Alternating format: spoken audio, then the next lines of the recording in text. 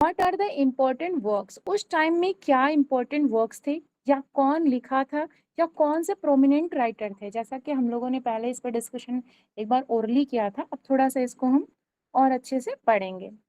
Beat beat के बारे में हम लोगों ने हमने बताया था आप लोगों को, ये फर्स्ट हिस्टोरियन माने जाते हैं जिनका एक वर्क था, इक्लेस्टिकल हिस्ट्री ऑफ इंग्लिश पीपल करके एक वर्क आया था। ठीक है, बीड एक पोएट थे, हिस्टोरियन भी थे, written Caedmon's hymn. These are charms a collection of poems and these are the first collection of poem available in English literature. ये ध्यान रखने वाली बात है कि the first collection of poem available in English literature. Next जो writer आते हैं Caedmon's hymn shows the hardship of the average Anglo Saxon. जो एंग्लो सेक्सन पीरियड के जो युद्ध हुए थे या उनके जो हीरोइज्म थे उसको यहाँ पे एक्सप्रेस किया गया, जो कैडमन्स के वर्क था हाइम करके। ठीक है, उसमें इन्होंने इसको एक्सप्रेस किया, एंग्लो सेक्सन जो वॉरियर्स थे, योद्धा थे, उनके बारे में यहाँ पे एक्सप्लेन किया गया है। नेक्स्ट आता है the seafarer is another poem where a man describes his horrid life on the sea as a seafarer. Okay, जो seafarer ये भी एक पोम है। हमारी voice and screen both are clear, any problem? Yes, ji ma'am. Okay, ठीक है। उसमें यहाँ पे क्या दिखाया जाता है कि जो हार्डशिप होता है, ठीक है ना, जो हॉरिड लाइफ उस समय के मैं जो पर्सन थे, ह्यूमन बीइंग थी, जो फेस कर रहे थे, जो सी लाइफ थी, वो सब के बारे में यहाँ पे डिस्क्राइब किया गया इस पोम में। नेक्स्ट देखते हैं wanderer. The wanderer is another poem in which, देखते हैं, the wanderer is another poem in which a man tells his tale of being put into exile and losing all his fellow warriors and lords. ठीक है, जो wanderer था ये भी एक ऐसा पोम है जो भी यहाँ पे मैन के बारे में जो कहानियां उस समय पे मतलब वो जो चीजें चल रही थी उनके एग्जाइल का, उनके लॉसिंग का, ठीक है ना, वॉरियर्स का, लॉर्ड्स की, वो सब चीजों का यहाँ पे डिस्क्रिप्शन मिलता है। नेक्स्ट आता है द वाइफ्स लेमेंट और the wife's complaint is a poem and also known as the elegy. इसको देखिए इलेजी माना जाता है। ठीक है, ये एक इलेजी है ओल्ड इंग्लिश पीरियड का। The battle of Maldon portraits celebrating the real battle of Maldon in 991 का, जो एक रियल बैटल हुआ था, एक युद्ध हुआ था मेल्डन में 991 में, उसके बारे में यहाँ डिस्क्रिप्शन दिया गया है। उसको यहाँ पे सेलिब्रेट किया जाता है किस नाम से? द बैटल ऑफ मेल्डन, यहाँ पे चित्रित किया गया है। नेक्स्ट आते हैं Anglo Saxon chronicle patronized by king Alfred. King Alfred, जैसा कि हमने उस सेशन में आप लोग को बताया था, अल्फ्रेड द किंग के नाम से जाने जाते हैं। ये हाईली एजुकेटेड पर्सनालिटी माने जाते हैं उस समय पे। जैसे इस समय पे आप विकास दिव्यकीर्ति को देख लीजिए, ठीक है ना, ओझा सर को देख लीजिए, तो वैसे उस टाइम के ये हमारे विकास दिव्यकीर्ति जी हुआ करते थे। कौन? King Alfred.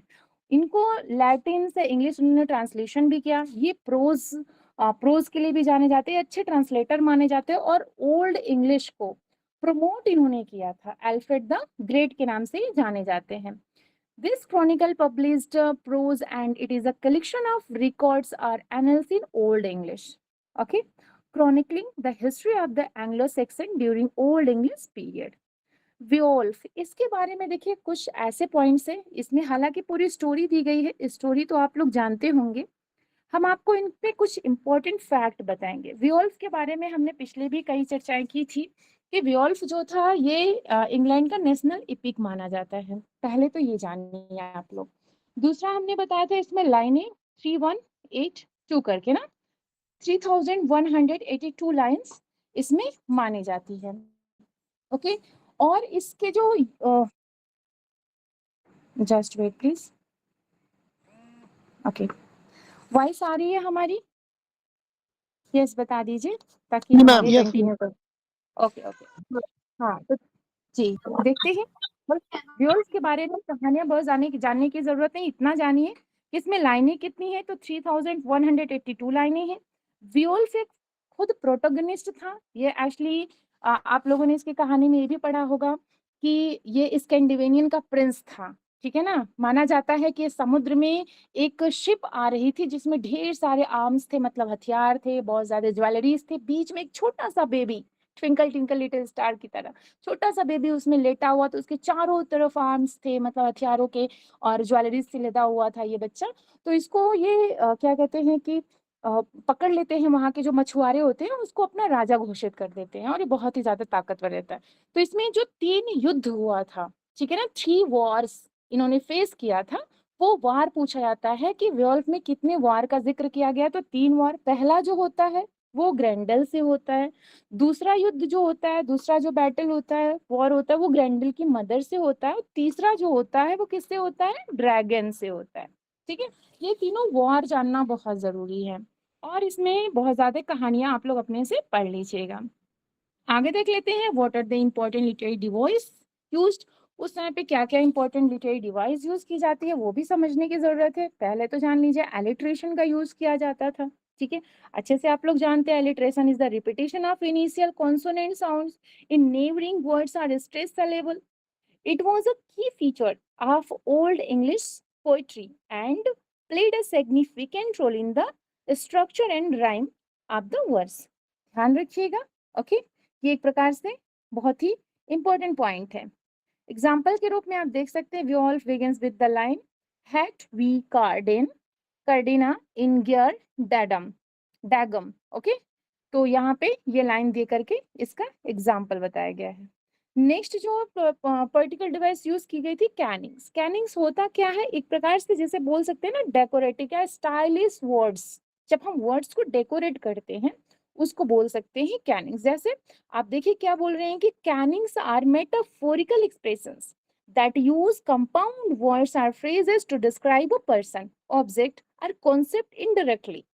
They are commonly used to add descriptive flair and poetic imagery to the language. जैसे एग्जाम्पल में वेल रोड, अब वेल का रोड क्या हो सकता है, ओशन हो सकता है, सी हो सकता है।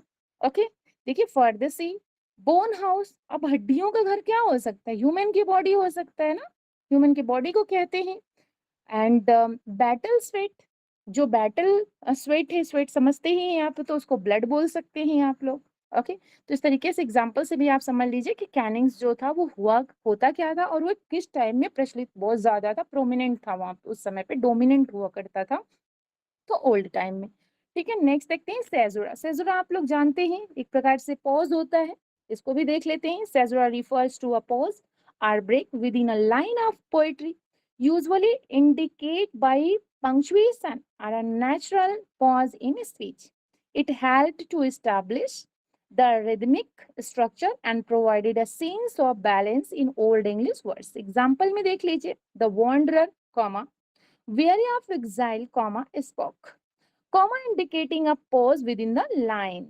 Okay, here is a comma indicator, pause. Okay, now next point है रिडल्स। रिडल्स जानते हैं, जो पहेलियां होती हैं, पहेलियां पहले बहुत ज्यादा प्रचलित हुआ करती थी, आज भी, हालांकि आज उतना ज्यादा क्रेज नहीं, लेकिन फिर भी ये अभी विलुप्त तो होती जा रही है ना।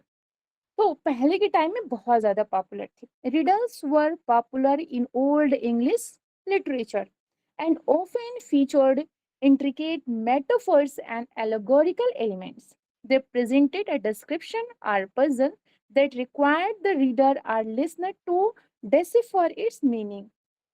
ओके, नेक्स्ट देखते हैं लाइटोटीज। आप लोग पढ़े होंगे फिगर ऑफ स्पीच में। लाइटोटीज क्या होता है, जब चीजों को हम क्या करते हैं, डिमिनाइज करके दिखाते हैं, वो होता है लाइटोटीज। देखते हैं, litotes is a figure of speech that employs understatement by negating the opposite of the intended meaning.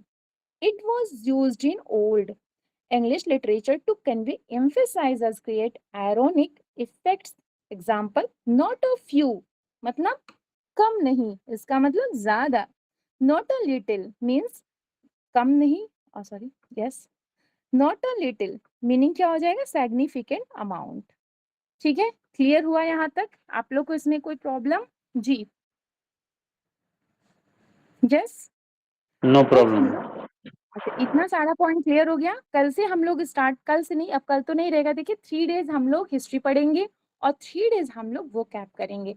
वो कैप में भी हम लोग फ्रेजल वर्ब कर रहे हैं, ठीक है ना, फ्रेजल वर्ब पे काम करेंगे ताकि थोड़ा टाइम दे दें, और हिस्ट्री हम लोग 3 डेज रखेंगे। तो फिर नेक्स्ट हम लोग मंडे से स्टार्ट करेंगे मिडिल इंग्लिश पीरियड, जो कि 1066 से लेके 1500 के बीच में, अराउंड 434 ईयर का पूरा टाइम स्पैन माना जाता है।